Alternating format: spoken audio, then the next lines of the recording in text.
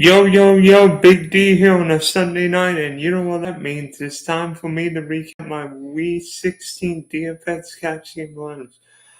Before I go in depth with my lineups, please subscribe, like, and share the Spunky Spectrum Sports YouTube page where you can see all my content, good, bad, ugly. You can critique me and how well I'm doing. You can show me your lineups, show me where I've goofed up, or where I could potentially get better, or pick you like that I gave you. Also, check out the Big D podcast on Spotify and Apple. Good news this weekend, guys. It wasn't a good week. It was a great week for yours truly.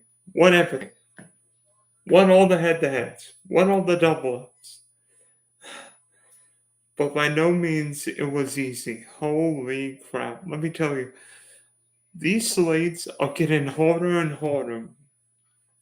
Not because there's enough value on them, because there's almost too much value. With all the COVID and injuries taking place, there is just so much uncertainty going in every slate, figuring out which value plays look great, which value guys to fade, how to like make sure you've got this guy, how you've got this guy in your lineup, and it's crazy figuring out a lineup. But thankfully, we got a lot. I got a lineup that worked in everything today. So first, let me tell you about my key DFS values, and there were several values I really wanted this week. But to me, Justin Jackson 4,200 felt like the best value because you've got a starting caliber running back against one of the worst defense in football, that being the Houston Texans.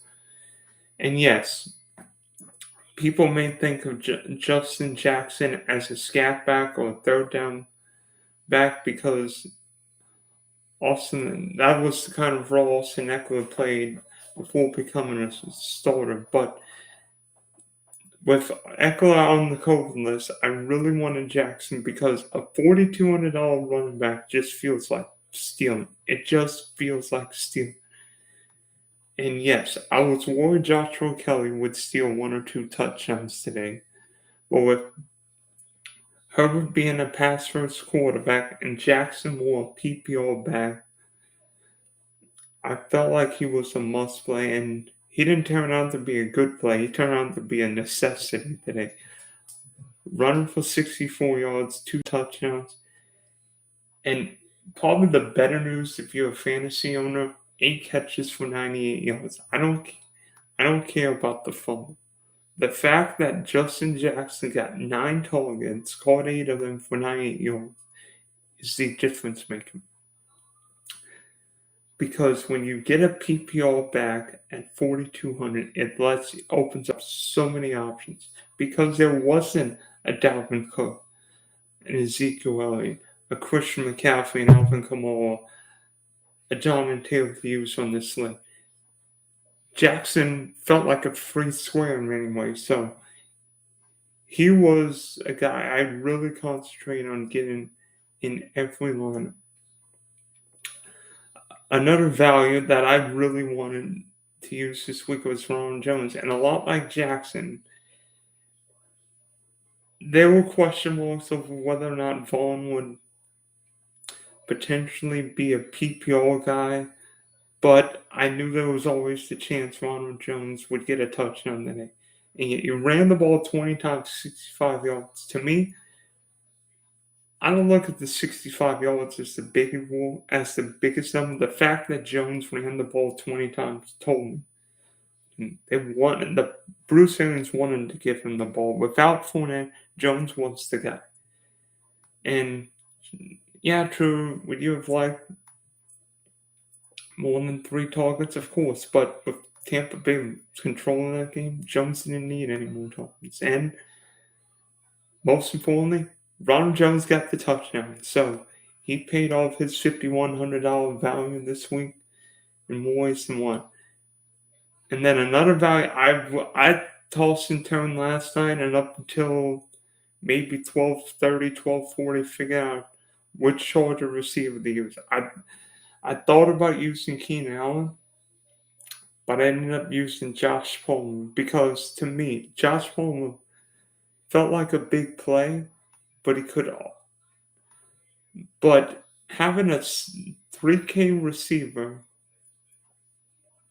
or $3,300 receiver with Justin Herbert felt like stealing many ways because Palmer is a big play receiver. And yeah, I know Keenan Allen's a steady guy over the middle of the field, but having Palmer potentially be a touchdown guy at a much cheaper price as the number 2 receiver without Mike Williams and Guiden felt way too cheap to pass. So Palmer ended up getting 5 receptions for 43 yards, and guess what? He found the end zone. So the game in cash is finding guys who score touchdowns. Jones, Jackson, Palmer all score touchdowns. I mean, they all paid this week. And then, to be honest, Antonio Brown felt like a must-play this week. I mean, be honest, AB's $4,900 price tag felt like steal. It felt like stealing.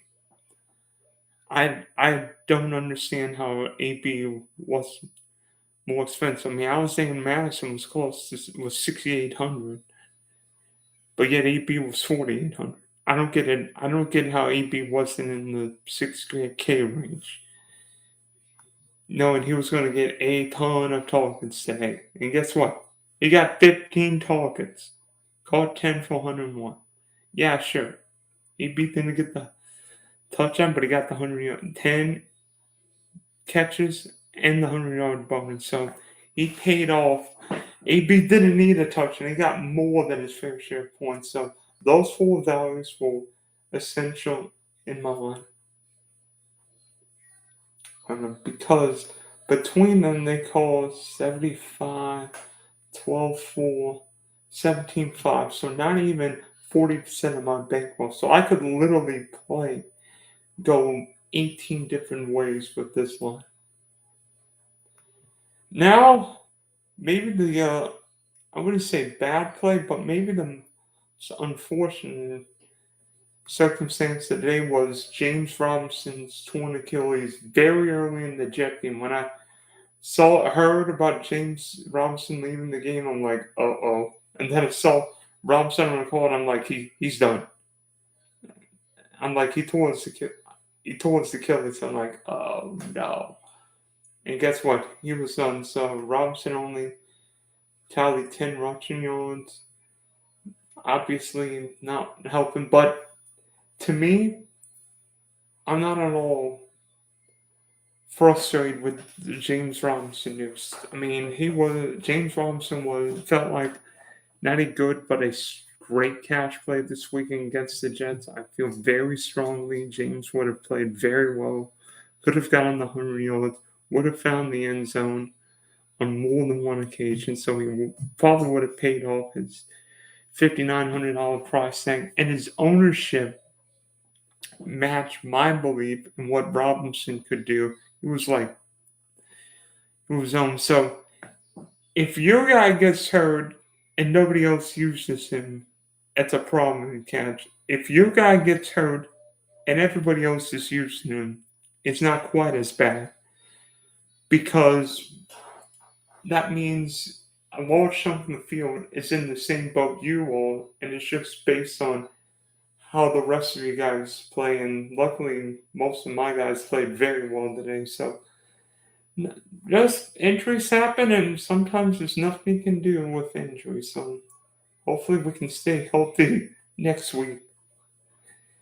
So my lineup ended up being Justin Herbert, Children's quarterback, Robinson, Ronald Jones, Cooper Kupp, AB, Palmer, Rob Gronkowski, Justin Jackson, and the Eagles defense, scoring 156.2 points today. In fact, I've got to tell you a quick story. My friend Alex and I play a weekly at DK head-to-head. He put up 155.38 points, but I beat him by less than a point. Don't tell him, but I think he knows already. I think he knows. Oh, he's gonna love me for that. So again, week 16.